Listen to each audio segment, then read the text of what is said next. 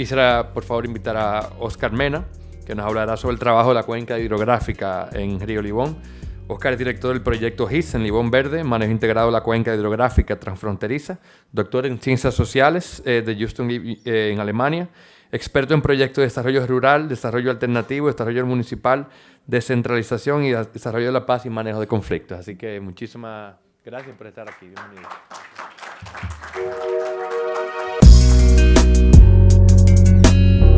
Gracias por la invitación a este foro. Voy a tratar de ser lo más rápido posible. Esta es una experiencia concreta en la frontera norte de los dos países, Haití y República Dominicana. Aparte de este proyecto, el gobierno alemán está apoyando acá a los ministerios de ambiente de los dos países en el sur, en un trabajo de conexión de las biosferas.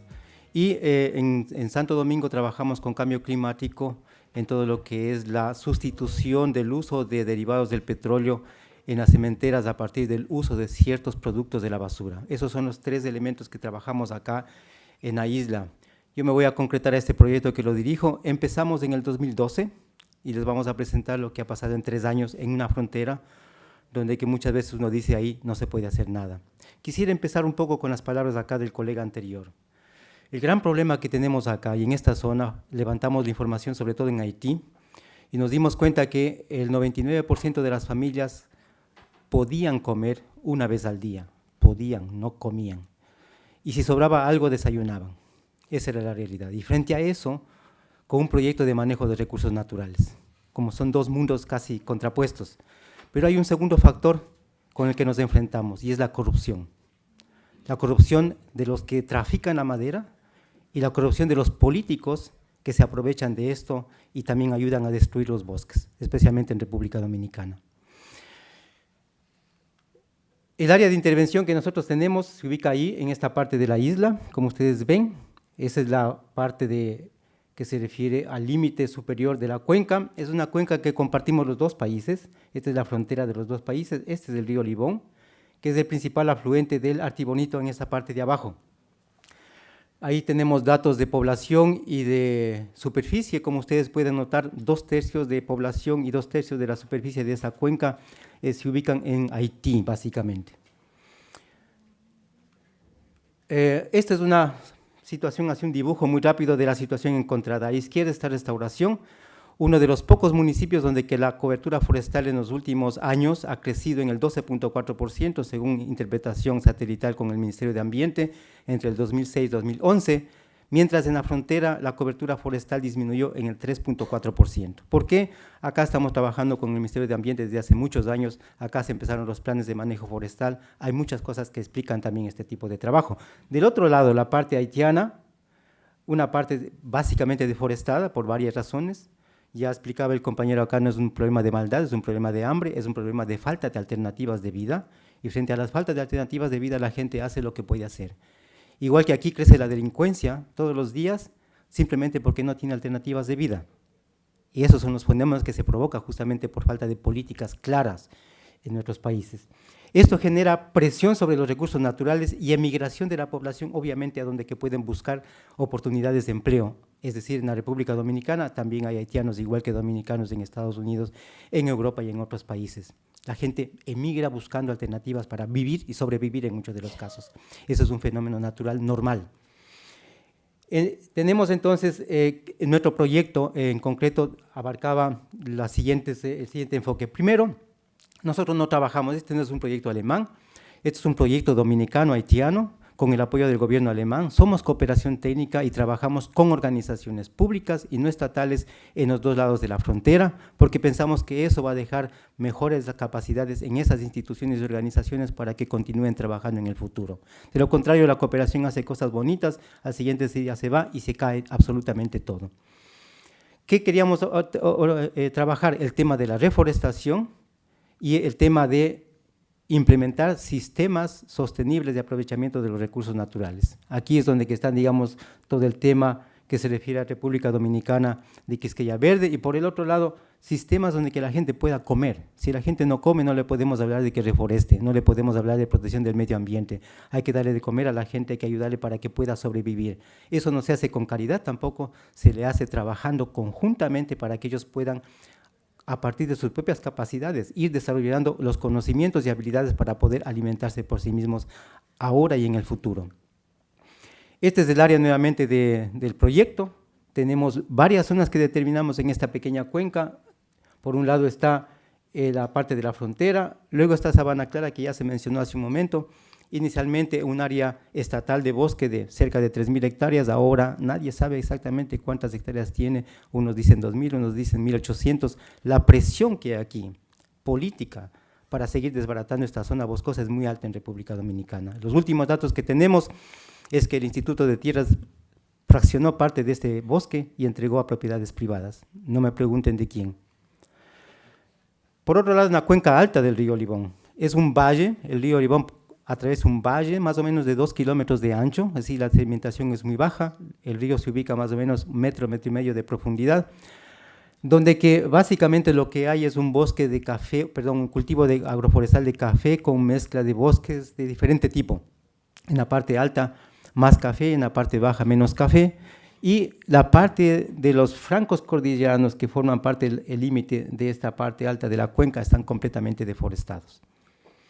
La parte esta baja que colinda con el municipio de Restauración es una zona desértica, es la sección comunal de La Miel.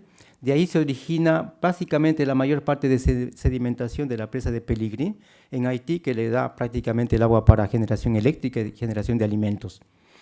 Y por otro lado, en República Dominicana tenemos básicamente esta zona que es de bosque, un bosque fundamentalmente de pino, y acá un bosque de pino, pero también con otro tipo de bosques latifoliados básicamente.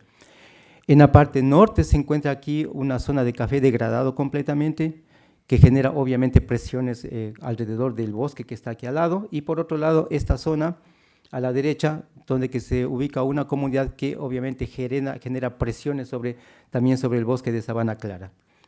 Esta era, digamos, la configuración de la cuenca y teníamos que trabajar cosas concretas ahí. Voy ahora a concentrarme un poquito en lo que estamos haciendo en los dos lados de la frontera. ¿Cuál era el concepto inicial? Reforestar. El principio es reforestar para que capten agua, para que haya agua para la gente y todo lo demás. Ese es un proceso que dura muchos años. La gente con hambre no puede esperar muchos años. Entonces, desarrollamos una estrategia de 3 niveles. Uno, reforestar en la parte alta, por el tipo de suelos degradados pino, en la parte media con frutales y en la parte baja agricultura. Agricultura, ganadería, aves para que la gente pueda comer. Y de esa manera podemos trabajar paralelamente y bajamos la presión sobre los recursos naturales. Entonces, ¿qué hacemos reforestando si no tenemos agua? Tuvimos que entonces hacer varios tipos de trabajos para facilitar la infiltración del agua en la cuenca. La cuenca tiene la función de captar el agua.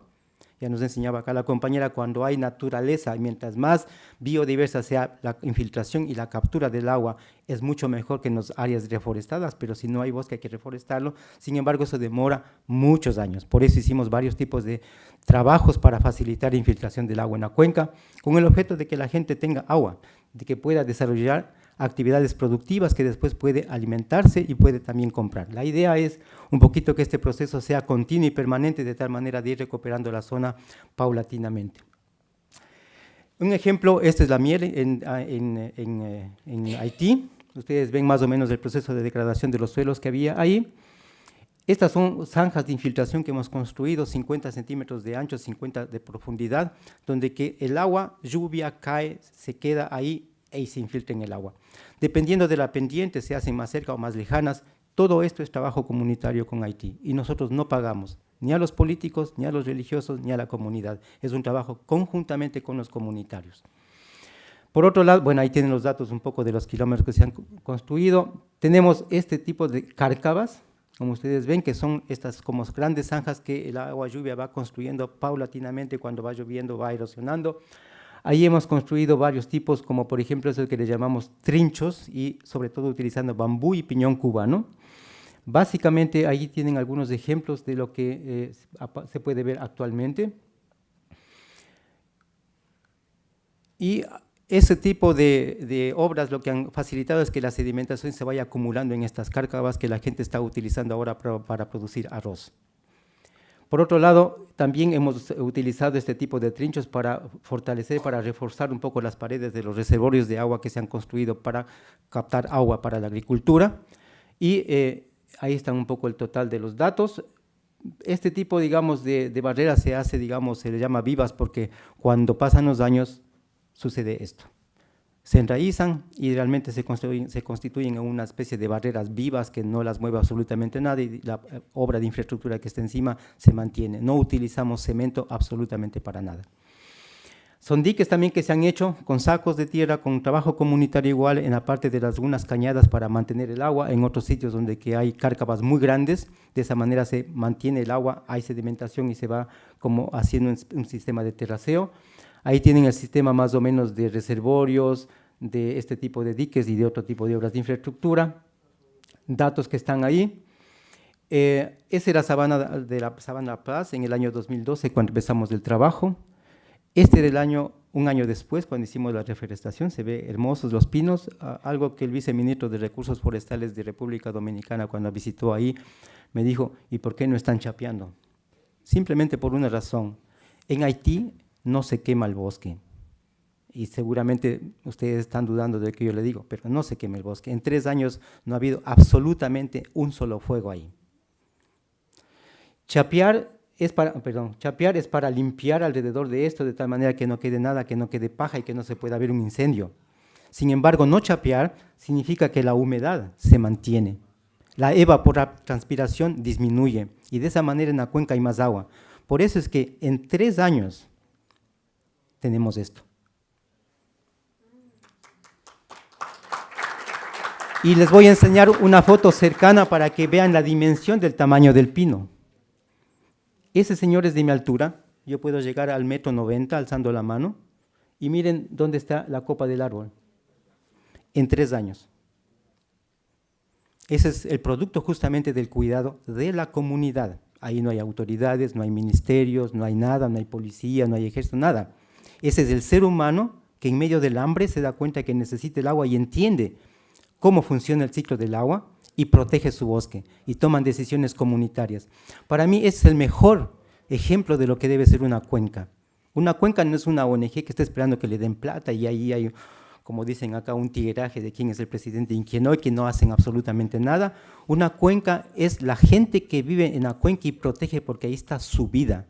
Pero para hacer eso tienen que entender cómo funciona y protegerlo. Eso ustedes pueden encontrar allá en las comunidades. Es una lección para República Dominicana. Tenemos ahí la cantidad, digamos, de reforestación. Hay un dato interesante que, mire, hasta ahora 2.075 hectáreas reforestadas entre los 2 países, en los 2 lados. Hay un tema acá. Mientras en Haití trabajamos con convites, y el convite es el trabajo comunitario, pero tiene un elemento esencial, y eso aprendimos un poco leyendo antes de trabajar en este proyecto. La cooperación internacional tiene un impacto altamente positivo en Haití, destruyendo el tejido social de Haití, pagando a la gente para que trabaje. De esa manera la población se convierte en asalariados de la cooperación internacional para hacer algo. Nosotros no hacemos eso. Lo que hacemos es, trabajamos, comemos juntos con la gente después de una tarea de reforestación, porque la gente no tiene hambre, no tiene que comer. Comemos juntos, trabajamos juntos. Nos ven exactamente que nos estamos embarrando de sudor, así como el compañero en los manglares, y vamos y salimos y compartimos eso. Si la gente tiene la comida del día, mire, están felices y contentos. Ahí están los hombres, están las mujeres, a veces van los niños también que quieren ver qué es lo que se hace. Y este es el trabajo solamente en trabajo comunitario, el convite. Y el convite, como les decía, no es solamente un trabajo comunitario, lo hemos servido para recuperar el tejido social de Haití. Ese tejido social que hace construcción de poder local, ese tejido social que hace posible que cuiden el bosque, ese tejido social que hace que el diálogo en la familia y en la comunidad se recupere, porque el hambre nos hace que no nos comuniquemos. Cuando un niño llora en la casa pidiendo qué comer, la mamá le da un golpe. Cuando la esposa le pide al esposo algo que comer, pues le golpea. El hambre tiene efectos sociales destructivos enormes y eso es lo que estamos reconstruyendo acá a través de este diálogo comunitario entre hombres, mujeres, entre niños, entre jóvenes, entre viejos y entre otras generaciones. En República Dominicana este es el trabajo de las brigadas que el ministerio paga, eso también hay que aplaudir. El gobierno dominicano pone su dinero y paga brigadas para trabajar en la reforestación. Independientemente que no estemos de acuerdo si es el pino bueno o malo, etcétera, pero hay que reconocer que hay una iniciativa realmente muy grande aquí en el país en ese sentido. En este año estuvimos trabajando largo con el Ministerio de Medio Ambiente, les voy a explicar después por qué, pero tenemos, miren estos datos, Con brigadas este año se han sembrado 114 hectáreas. Y con cogestión, eso significa que el Ministerio entrega las plántulas a los propietarios y los propietarios se encargan de sembrar y de cuidarlas.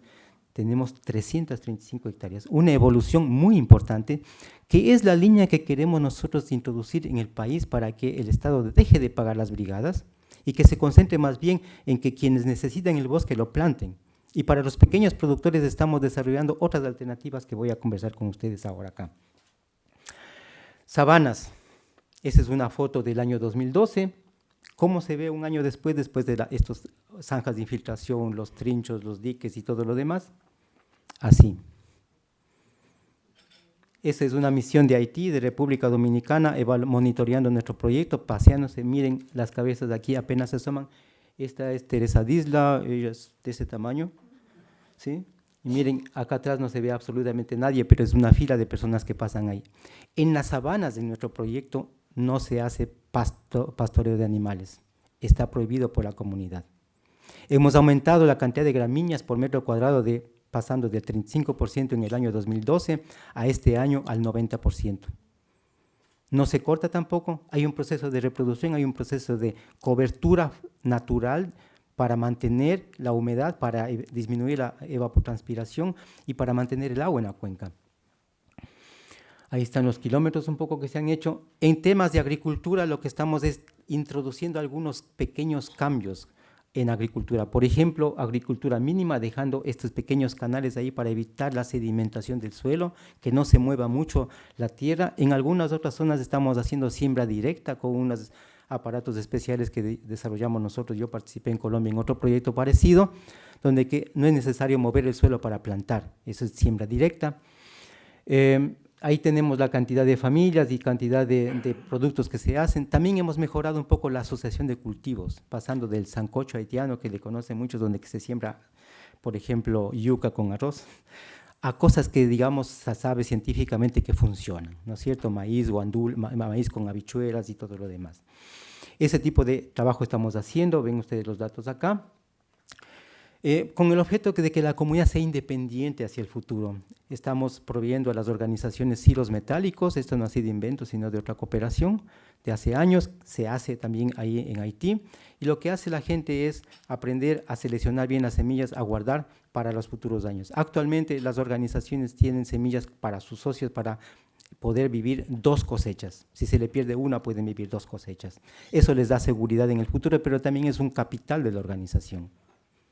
Con eso también las organizaciones compiten en el mercado con los intermediarios y de esa manera entonces también hay menos descapitalización de los campesinos por el tema de la subida de precios en compras y ventas durante las épocas que se vende y que se compra. Esos son la cantidad de silos. Con el Ministerio de Medio Ambiente aquí en República Dominicana hemos introducido, digamos, el uso de la evaluación ecológica rápida. ¿Esto con qué sentido? Con el sentido de que en el caso de restauración, por ejemplo, de saber, bueno, aquí todo se tiene que sembrar con pino como está ahora, o no se debería sembrar otra cosa otro tipo de árbol. Y entonces, mediante esta evaluación ecológica rápida nos dimos cuenta que hay 5 subzonas en restauración. Hicimos investigación ahí y levantamos 30 especies nativas y endémicas que actualmente están siendo producidas las plántulas en el Ministerio de Medio Ambiente, en los 4 viveros, son 2 millones de plantas al año para restauración. Y esos están justamente plantando en aquellas áreas donde que esas plantas vienen. Y de esa manera, ¿qué es lo que hacemos? Mejoramos la capacidad de los ecosistemas de poder soportar estos cambios climáticos que están viniendo tan duros, cambio climático que ya todo el mundo lo vivió este año, ya no tenemos que contarlo, ya sabemos y hemos vivido. Esas plantas tienen la capacidad genética de poder resistir mejor que cualquier otra planta. Eso es algo que nos ha permitido también que el ministro nos sorprendió con una decisión y dijo quiero que se haga para todo el país. Y de esa manera hemos pasado, miren, de un monocultivo poco saludable en el país de pino a promover un bosque mixto, un bosque más saludable, un bosque que puede resistir inclusive incendios que no puede resistir el pino, que es prácticamente como una gasolinera ahí al lado del fuego. Ahí tenemos algunas especies endémicas y nativas en este año, por ejemplo, a esta fecha tenemos esa cantidad de las 2 millones, 1 millón por cada semestre de plantas que se tiene. de las cuales ustedes ven que el 80% son endémicas y nativas. Eso es lo que está en los viveros de los 2 millones de plantas del Ministerio de Medio Ambiente. Muchas de estas plantas endémicas y nativas están también en el banco de semillas del Ministerio a nivel nacional. De esa manera, entonces, trabajamos conjuntamente para que el Ministerio pueda ir trabajando y diversificando la producción forestal. Con el Ministerio también estamos haciendo un poco estas parcelas de seguimiento y cuánto crece el bosque de pino, que es, digamos, el que más hay aquí. Los únicos datos que tenemos es de un trabajo que hizo la cooperación alemana en San José de las Matas en los años 80. No hay ninguna otra medición del crecimiento del pino. Pero el pino en San José de las Matas y en Restauración o en otra parte, como Jarabacoa, crecen en ritmos diferentes. Estamos levantando información para ver eso y ver si es necesario o no modificar los planes de manejo donde que hay permisos de corte según el crecimiento de cada uno de los árboles. El otro tema es el tema de las plagas y enfermedades. Decía hace un momento que el pino, por ser monocultivo, igual que todos los monocultivos, son en contra de la naturaleza. Ya la compañera nos mencionó, me hizo ver esta foto de la biodiversidad. Y la biodiversidad no es un conjunto de plantas, de seres humanos y un microclima ahí que a sí mismo se estabiliza. Pero un monocultivo no estabiliza nada. Y entonces un insecto que nosotros le atraemos, le damos el hábitat para que viva, después le llamamos que es una plaga cuando nosotros hemos provocado que se concentre ahí porque no tiene sus enemigos naturales allá. De esa manera entonces estamos trabajando en el tema de ver las plagas, de investigar. Este es el Ips calígrafo, sobre todo, que es el que está atacando las plagas en República Dominicana. Hay un ataque muy fuerte en República Dominicana. El bosque dominicano está amenazado, ¿sí? En San José de las Matas, aparte del Ips calígrafos, hay otro, ahí no hemos hecho investigaciones, pero el bosque dominicano está enfermo, muy parecido al dengue. Y entonces los colegas del ministerio, miren, eso yo les tengo que admirar porque yo trabajo ahí sentado en la oficina con ellos, se dan cuenta de lo que es contar estos insectos que miden aproximadamente 1,5 milímetros cada uno. Levantar la información, contarlos. Restauración se convirtió por disposición del ministerio en el centro donde que se acumulan toda esa recolección de los insectos de Ips calígrafos de todo el país. Ahí tenemos la información, hay una publicación que el ministerio está preparando en estos días que va a salir con información sobre esta plaga. ¿Cómo combatirla? Hay que hacer saneamiento ambiental.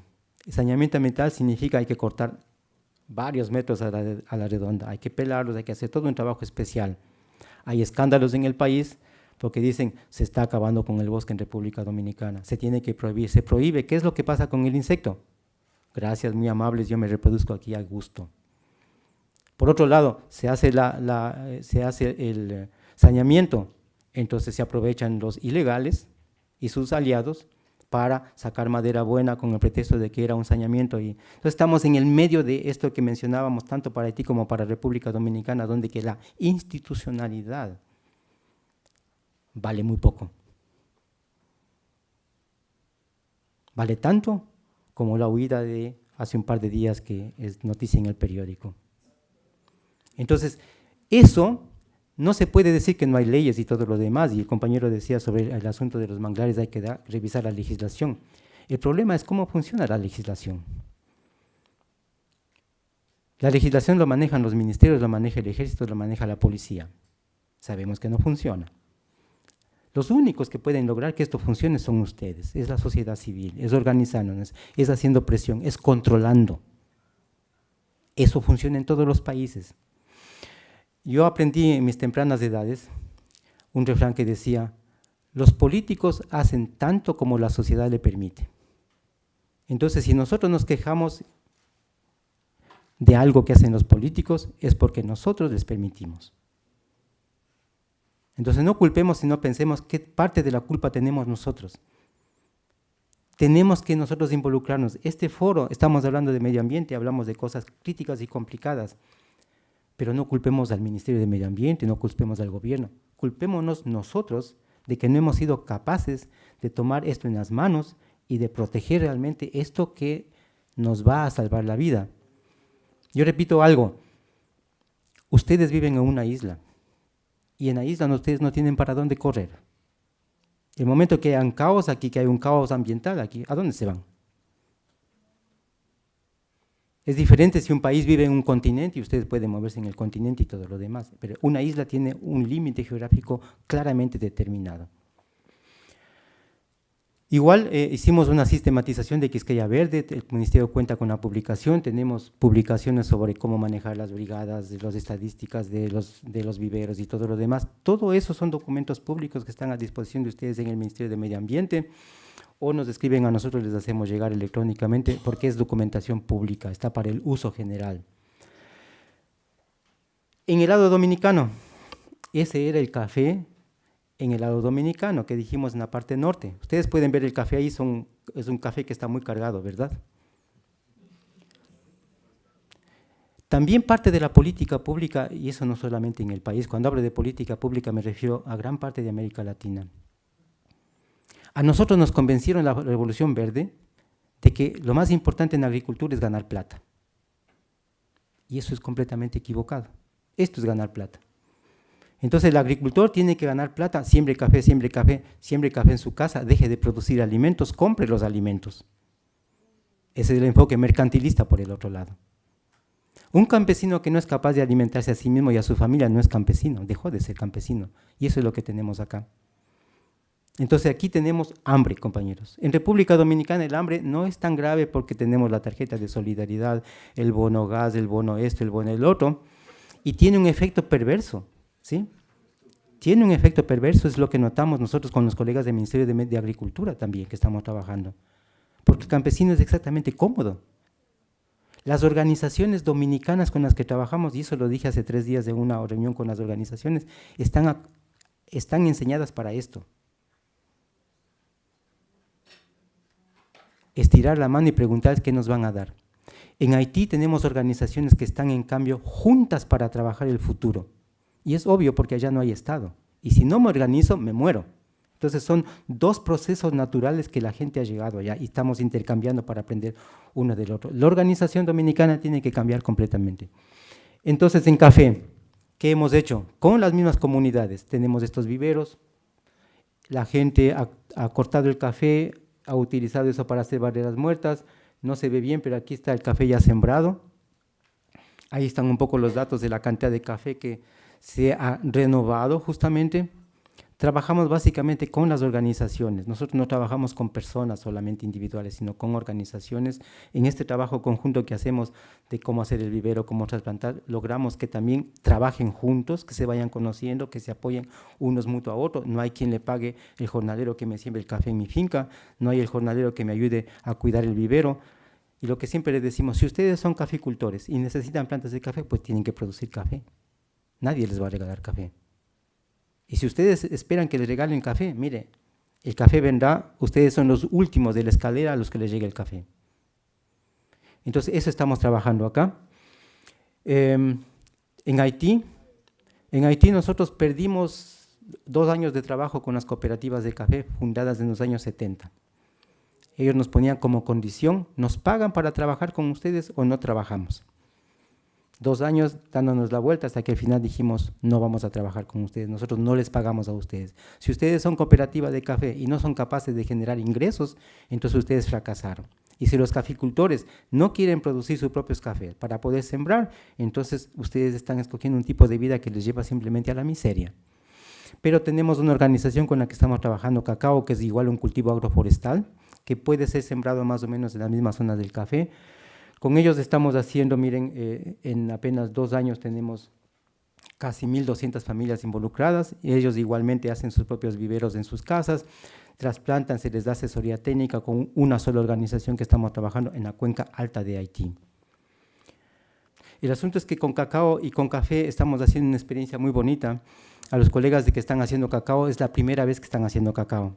Entonces lo que les estamos es, les traemos acá a República Dominicana, les ponemos en contacto con productores igual de café, hacemos que haya una transferencia de conocimientos de campesino a campesino, que se hablen entre ellos. Y eso no solamente facilita el entendimiento de un cultivo, sino también nos conocemos mutuamente. Tenemos nosotros en el proyecto, y ustedes como isla, el enorme potencial de 2 culturas, de 2 lenguas, de 2 países diferentes, y eso es un potencial enorme, que nos enriquece cuando nos conectamos y aprendemos unos de los otros. La parte de la comida, en la parte baja, cuando tuvimos el agua y todo lo demás, empezamos a implementar estos huertos techados, que no son viveros, son huertos con un techo solamente para evitar las inclemencias del tiempo. Como por ejemplo este pequeño acá, como ustedes pueden ver acá, hay pequeños sistemas de riego por goteo para aprovechar bien el agua. El agua lo producen ellos, ya saben de dónde, por eso es que ellos hacen el clic, de dónde me viene el agua. Y si hay agua aquí, ellos saben que hay agua aquí porque hay agua arriba, que son las obras que ellos hacen y construyen y justamente cuidan. También, yo estoy acá ahora. Probemos, ya. Tenemos acá también el tema de los chivos, que estamos tratando de mejorar un poquito a través de estos sistemas de crianza, de estos centros de producción de chivos. Ahí hay también un cruce con las razas locales, hay una identificación de los chivos que son resultado de los hijos para que no haya un cruce sanguíneo. La gente lo está manejando bien, eso está a cargo de las organizaciones. Ahí tenemos entonces este centro de acá de chivos, y también estos son guineas, que también introdujimos. No quisimos trabajar con las gallinas porque el problema de las gallinas es que son extremadamente sensibles a cualquier enfermedad, se enferman por todo. En cambio la guinea es más rústica, come además de todo, piedras y todo lo que encuentra.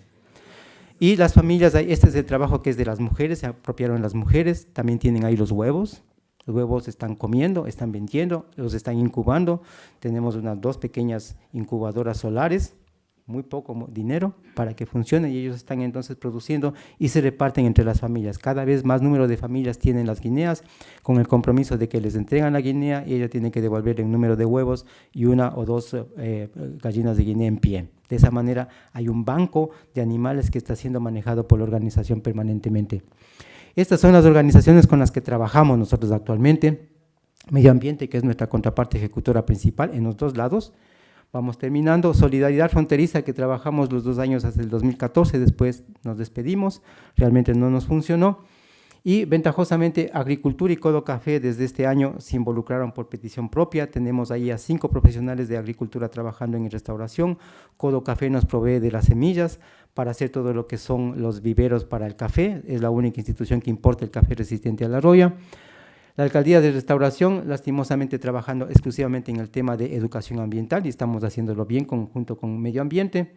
En Haití trabajamos con estas 2 organizaciones, la Asociación para el Desarrollo Local de la Miel y la Cooperativa de Ahorro y Crédito Solidario para el Desarrollo de Tilorí, que son las partes de las comunidades que vimos. Cafumo y Cosoé, cooperativas de café que trabajamos en la Cuenca Alta solamente desde el 2014 y después nos despedimos porque plata nosotros no pagamos. Y ASHPE, que es esta organización que está promoviendo justamente el cacao en esta zona. Datos finales, con esto termino. Esta es la cantidad de familias que están siendo atendidas actualmente. Miren la cantidad en los sistemas sostenibles, la cantidad en reforestación. Esta es la superficie total atendida actualmente, esto en República Dominicana, esto en Haití. ¿Qué es lo que tenemos ahora de aquí para el 2017? Perdón, aquí hay una equivocación. Es trabajar. Nos pusieron la nueva tarea ahora de que tenemos que incrementar el ingreso de esas familias y de las familias que estén siendo acompañadas por el proyecto en un 20%. Y algo que hicimos con la Alcaldía de Restauración y el Ministerio de Ambiente, promover más encuentros transfronterizos entre productores, entre escolares, entre autoridades, de tal manera que nos vayamos conociendo, que vayamos un poquito quitándonos el miedo de que allá nos comen o qué. Y cada uno realmente regresa con una impresión completamente nueva de haber estado en el otro país, tanto los haitianos como los dominicanos. Gracias.